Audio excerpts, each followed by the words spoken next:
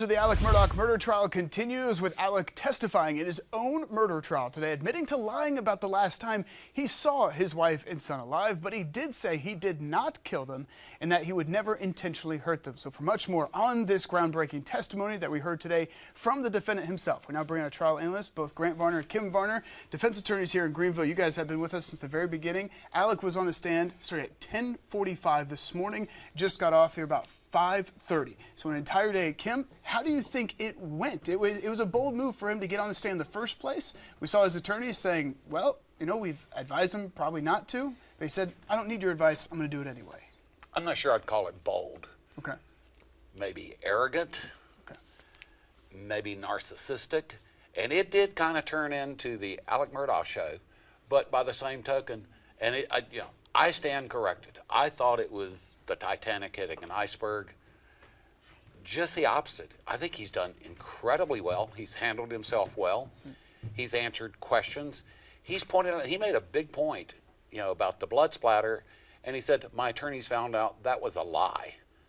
That set, a big seed of Sled didn't do this right, among many other things. He also mentioned his distrust in Sled as well, which when he was getting questioned, he was saying that made him paranoid, is because he didn't trust Sled. He made sure to get that in. I think that was another seed to plant with his neighbors or community. Mm-hmm. And he is trying to speed things up, but by the same token, he's making it look like Creighton is trying everything but the murder case. The implication there is because they don't have a murder case. They want to talk about everything else.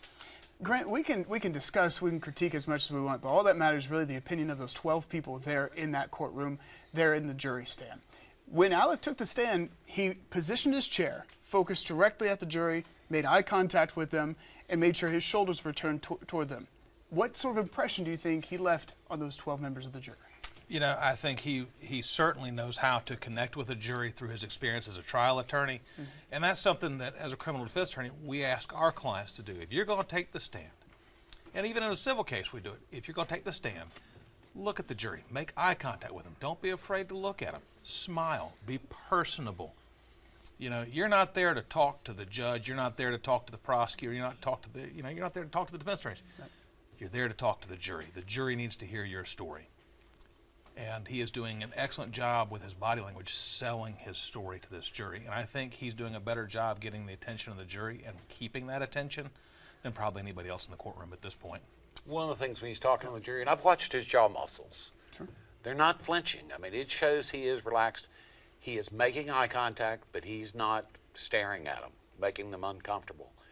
And what that tells me when you have eye contact with them, the general rule is let them break the eye contact before they do. Mm-hmm. But what he's telling them is, I trust you with my life in your hands.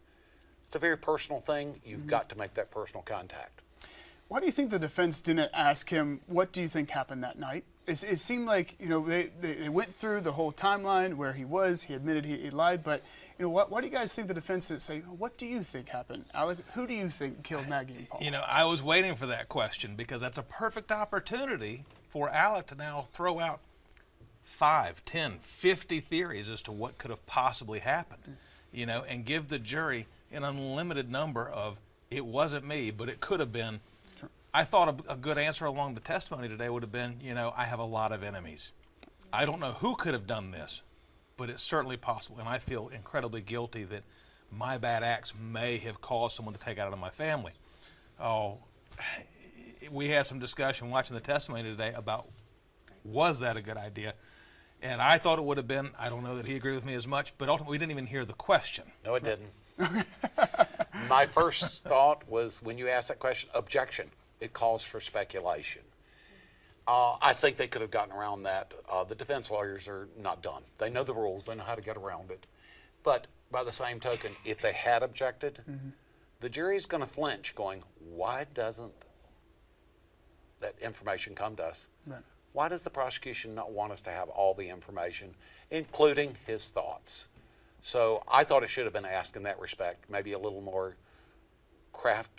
in a more crafty way or more artfully. Right. But that's a good question. And we touched on it a little bit earlier, but it was such a dramatic shift in approaches where you saw Jim Griffin go to Alec Murdaugh, hold the gun up and say, did you kill your wife? Did you kill your son? And he kind of raised his voice a little bit. And then we shifted to the prosecution. You had Creighton Waters come in and say, let's talk about these badges that you have. You got one badge from your grandpa. You were the assistant solicitor. You have your badge. How'd you use your badge? Why is Creighton going so slow about this? I think that Creighton has reflected upon how this case started. He's probably read some of the Twitter feeds and stuff. People have had the perception he was too dramatic and too forceful and not relying on facts, trying to get emotional decisions. So I think he probably geared it back a little bit and wanted to start slow, because if he'd started hard, it's just going to get hotter and hotter in that room. Okay. He wanted to start slow so that he will have a crescendo and it will end with a bang, so to speak. And that's a terrible analogy for this case, but Okay.